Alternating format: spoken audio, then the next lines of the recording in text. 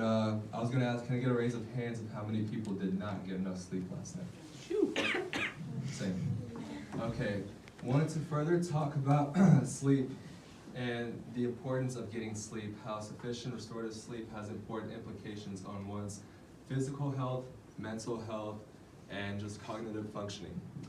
So sleep deprivation is an epidemic, especially among us teenagers.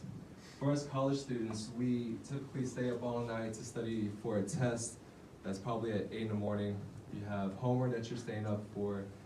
You're probably just out with friends, having a good time, then you lose track of time. And at this point, your sleep schedule is messed up.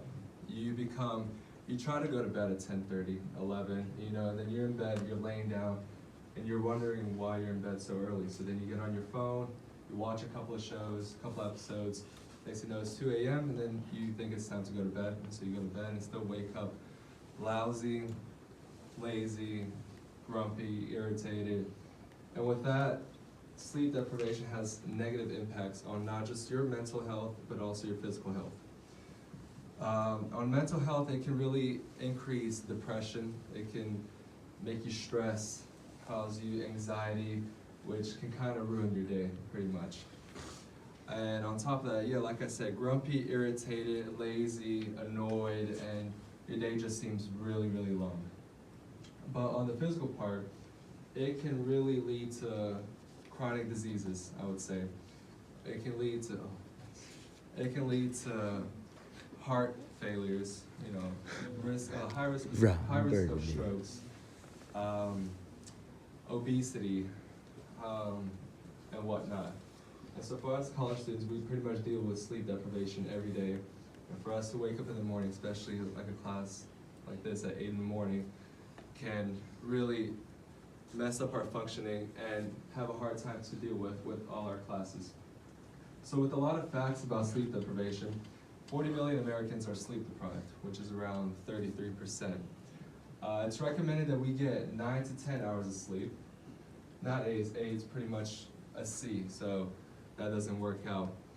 And with sleep deprivation, it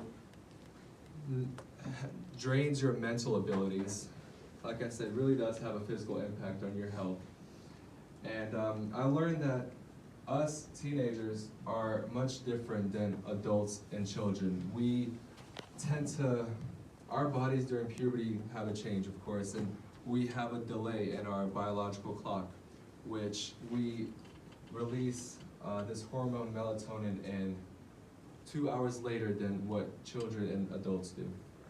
And so with that, has a big factor and a big impact. And so, like there is coffee and Red Bull, we try to abuse coffee and Red Bull, and which has too much caffeine. And with that, it honestly leads to the reason why we have high blood pressure, heart failures, and whatnot. And so with that,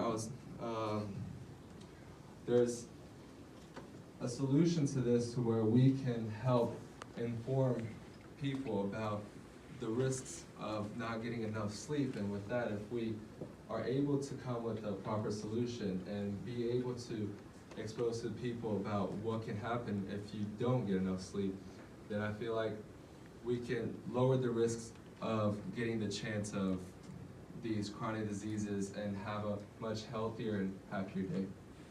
Thank you.